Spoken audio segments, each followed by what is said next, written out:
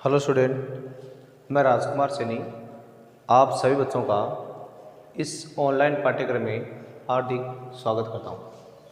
Dear students, हम देखो exercise जो 2.5 पढ़ रहे थे और अब उसमें जो आपका आगे क्वेश्चन नंबर 13 है उसमें देखो, इसमें आपको x plus y plus z 0 दे रखा है, तो प्रूव करना है कि x cube plus y cube plus z cube बराबर क्या आएगा, 3xy आएगा। ये आपको प्रूव करना है। तो देखिए मैंने यहाँ पर लिख दिया पहले x plus y plus z equal 0, ये आपको गिवन से पता है। अब आपको दोनों साइडों क्या करना है, आपको लिखना है multiply both sides by x square plus y square plus z square minus x y minus y z minus z x. दोनों साइडों को आप इस फैक्टर से क्या कर रहे हो, मल्टीप्लाई कर रहे हो।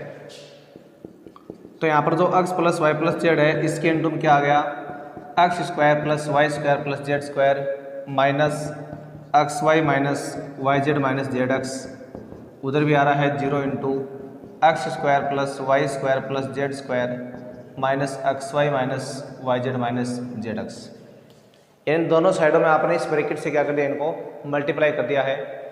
तो देखो अब इधर वाला मान तो आपके पास क्या है, ये सेम आ गया, x plus y plus z, और इसके इंटू क्या रहा है, x square plus y square plus z square, और माइनस में x y minus y z minus z x, और उधर वाला मान क्या हो गया आपका 0, क्योंकि 0 को किसी भी फैक्टर से मल्टीपल करने पर पूरा का पूरा कंप्लीटली मान क्या हो जाता है, 0 हो जाता है। अब यहाँ पर आप आइडेंटिटी नंबर 8th का प्रयोग कर लेंगे, 10th का, जिसमें आप जानते हैं कि इस पूरे की वैल्यू किसके बराबर होती है, इसके बराबर होती है, यानी एक्स क्यूब प्लस, यानी आप जानते हैं because x plus y plus z into x square plus y square plus z square minus x y minus y z minus z x, ये किसके बराबर होता है, ये x cube plus y cube plus z cube minus 3xy z के बराबर होता है। ये आइडेंटिटी आप यहाँ पर क्या कर रहे हो, प्रयोग कर रहे हो। तो इसका मतलब मैं इस पूरे मान की जगह मैं यहाँ से ये मान लिख दूंगा, कौन सा, यानी मेरे पास क्या आ गया अभी, इसलिए मेरे पास आ गया x cube plus y cube plus z cube minus 3xy z equal में 0 आ रहा है। अब 3xz को आप उधर भेज दो, तो x cube plus y cube plus z cube किसके इक्वल आ गया है, 3xy जेड के इक्वल, हेंस प्रूव। ये आपको इसमें क्या करना था, प्रूव करना था। तो ये था आपका क्वेश्चन नंबर 13। अब उसके बाद देखिए आप आगे क्वेश्चन नंबर 14। तो हम बात करें क्वेश्चन नंबर 14 की। देखो जो आगे अब आपके पास नेक्स्ट क्वेश्चन आ रहा है 14 का, उसमें क्या निकालना आपको, -12 का क्यूब प्लस 7 का क्यूब और प्लस 5 के क्यूब की क्या निकालनी है, यहाँ पर वैल्यू फाइंड करनी है। ये क्यूब है सारा। तो देखो इसमें मैं आपको एक पार्ट करवाता हूँ, दूसरा पार्ट आपको खुद को करना है। तो मेरे को क्या फाइंड करना है, -12 का क्यूब, 7 का क्यूब प्लस 5 का क्यूब।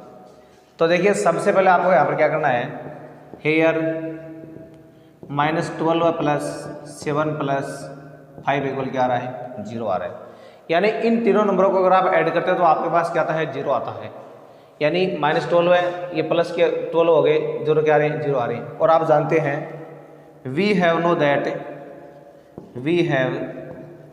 दैट, देखो अभी आपने पीछे वाले क्वेश्चन में प्रूव किया था कि if x plus y plus z equal 0 होता है, then x cube plus y cube plus z cube किसके बराबर आता है, 3xy जेड के इक्वल। अभी आपने ये इससे पहले जस्ट पहले वाले क्वेश्चन में आप ये बात प्रूव करके आए हो कि अगर x plus y plus z की इक्वल वैल्यू 0 होती है तो x cube plus y cube plus z के क्या है हमारे पास है, 3xy जेड।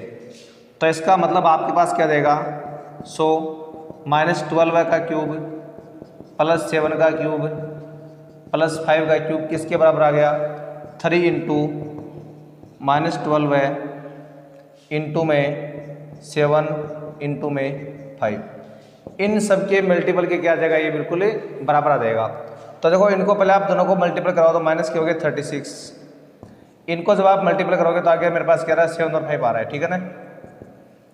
सबसे पहले मैं 7 को इससे कराऊँ मल्टीपल तो क्या आएगा, माइनस में 6 7 जा 42 कैरी 4 आ रही है, और उसके बाद में 21 और 4 कितने हो गए, 25 इंटू में आ रहा है कितना, 5, यानी 252 को आपको क्या करना है, 5 से मल्टीपल करना है। तो अब आप 5 से मल्टीपल करेंगे तो क्या आएगा माइनस में, फिर ये 0 आ रहा है पहले तो, फिर 26 कैरी 2 आ रही है, 10 और 2 कितने हो गए 12 है, तो माइनस का 12 है, 6 0 क्या जाएगा, इस पूरे की जो वैल्यू आपको है वो प्राप्त हो जाएगी। तो हम यहाँ पर इसकी वैल्यू कितनी प्राप्त कर लेंगे, -1260। इसी तरह आपको ये सेकंड पार्ट में भी सेव करना है, क्योंकि आप इन तीनों को अगर ऐड करोगे आपस में तो क्या आएगा, 0 आएगा। 0 आएगा तो आपको फिर से रूल लगाना अपना कौन सा, 3xyz का। इन 3 को किससे गुणा करना है, x से, y से और z से। तो ये था आपका क्वेश्चन नंबर 14 का। अब देखो आप आगे क्वेश्चन नंबर 15। तो देखो 15 में आपके पास क्या रहा है, अगर हम क्वेश्चन नंबर देखो 15 की बात कर रहे हैं तो उसमें आपके पास से एक इस तरह से सवाल आ रहा है जिसमें आपको क्या दे रखा है, कोई रेक्टेंगल है उसका आपको एरिया दिया गया है और आपको उसकी लेंथ और यहाँ पर जो ब्रेड्थ है उसका मान पूछा गया है कि रेक्टेंगल की लेंथ और ब्रेड्थ कितनी आएगी। तो देखो क्वेश्चन नंबर 15 में आप जैसे फर्स्ट पार्ट में क्या लिखा हुआ है, फर्स्ट पार्ट में देखो आपके पास जो एरिया ऑफ रेक्टेंगल है वो क्या रहा है, ये आ रहा है 25a² माइनस में 35a प्लस में 12 है। और सेकंड पार्ट में इसमें क्या रहा है, यानी 35y² और प्लस में 13y और माइनस में 12 है। ये दो आपको जो रेक्टेंगल है उनका एरिया दिया गया है और हमें क्या करना है, इनकी लेंथ और ब्रेड्थ फाइंडिंग करनी है। तो देखो आप सॉल्यूशन फर्स्ट में मेरे पास आ रहा है एरिया ऑफ रेक्टेंगल, कितना आ रहा है, जो आ रहा है मेरे पास 25a² माइनस का 35a और प्लस में 12 है। अब इनके पहले आपको यहाँ पर क्या करना है, फैक्टर करना है। फैक्टर करने का तरीका क्या होता है कि इन दोनों को पहले आप मल्टीपल कराएंगे, किसको, 25 को 12 से। तो मल्टीपल करने पर आ रहा है मेरे पास 60 कैरी 6 और 30 आ रही है, यानी मल्टीपल करने पर तो आपके पास नंबर क्या आना चाहिए, 300 आना चाहिए। ऐसे नंबर आपको गेस करने हैं। और माइनस के 35 क्या आना चाहिए, उनको ऐड या सब्ट्रैक्ट करने में क्या आना चाहिए, माइनस के 35। तो ऐसे आपको दो नंबर गेस करने हैं। तो जब आप गेस करोगे तो आपको पता है कि माइनस का 20 और माइनस के 15 आपको ये दो नंबर मिल जाएंगे, यानी माइनस का 20 और माइनस का 15। और जब आप देखो इन दोनों को ऐड करोगे तो आपको पता है माइनस का 35 आएगा, और जब आप इन दोनों को मल्टीपल करोगे तो क्या आएगा, 300।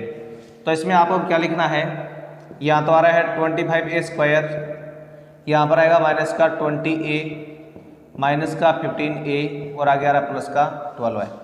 अब देखो इन दोनों में आपको एक साथ कॉमन लेना दोनों में। तो देखो दोनों नंबर आपके 5a से डिविजिबल है। जब ये 5a से डिविजिबल है तो यहाँ पर नंबर बचेगा मेरे पास कितना, 5a - 4 ये बचेगा। इसी तरह देखो ये दोनों नंबर आपके क्या, इसमें एक तो ले लो आप माइनस कॉमन, दोनों 3 से डिविजिबल है तो यहाँ पर बचेगा 5a माइनस का 4। उसके बाद देखिए अब ये 5a माइनस जो 4 है वो तो आ रहा है सेम, और अब आपके पास बच गया क्या, 5a - 3, ये इस तरह से बन गया। तो ये आपके अभी दो के आगे फैक्टर आ गए। और आप जानते हैं कि जो एरिया ऑफ रेक्टेंगल होता है वो लेंथ इनटू ब्रेड्थ होता है। तो एक मान तो लेंथ का हो गया और एक किसका हो गया, ब्रेड्थ का हो गया। सो एक को तो आप लेंथ मान लो, तो लेंथ तो मेरे पास क्या आ गई है, 5a - 4 आ गई है, और ब्रेड्थ आपने क्या मान ली, जो ब्रेड्थ आपके पास है वो आ रही है 5a - 3। तो इस तरह से आप जो लेंथ और ब्रेड्थ है उनको आप फाइंड कर सकते हो।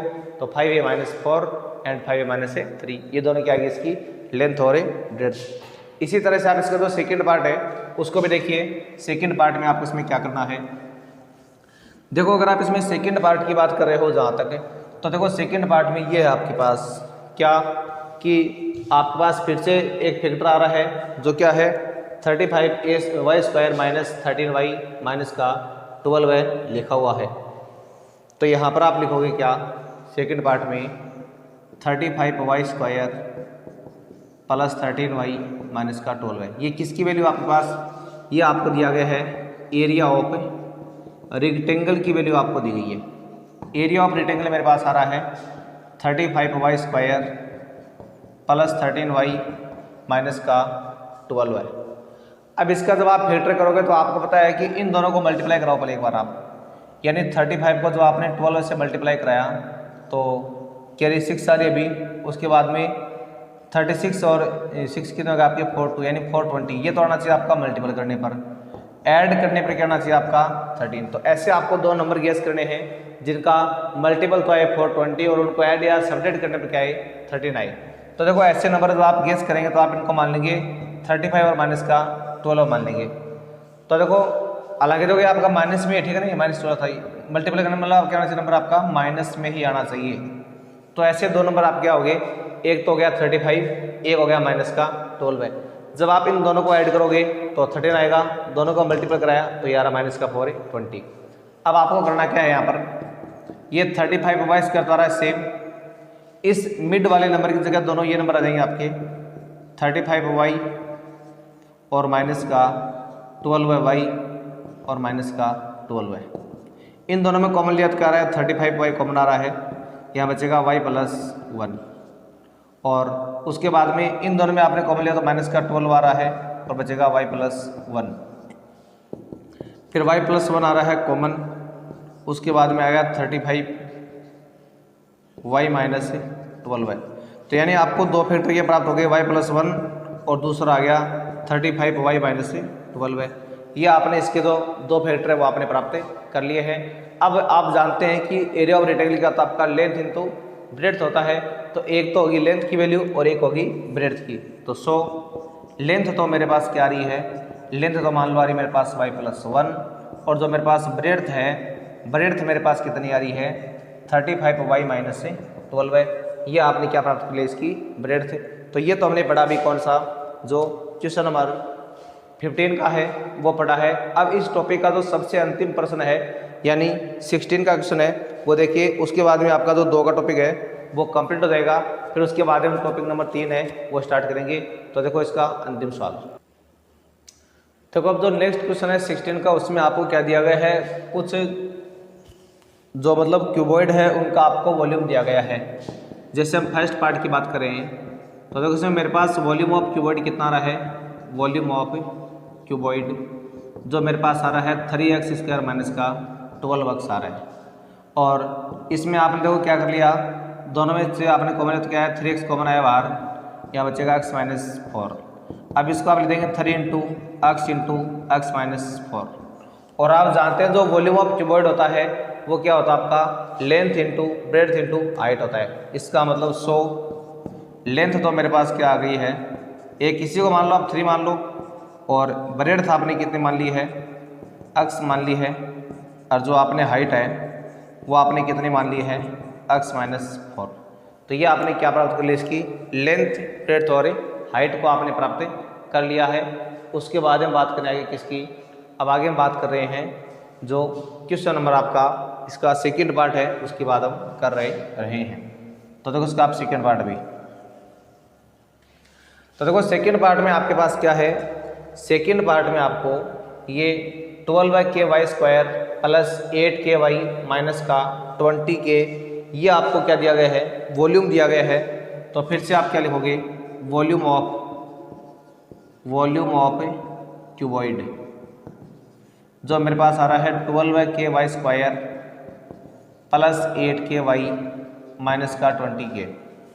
और जब आप इन तीनों में से कॉमन लेंगे, क्या, जब आप इन तीनों में से 4k कॉमन लेंगे तो आपके पास क्या आएगा 3y² और प्लस में फिर बाद में क्या आएगा 2y माइनस में आएगा 5।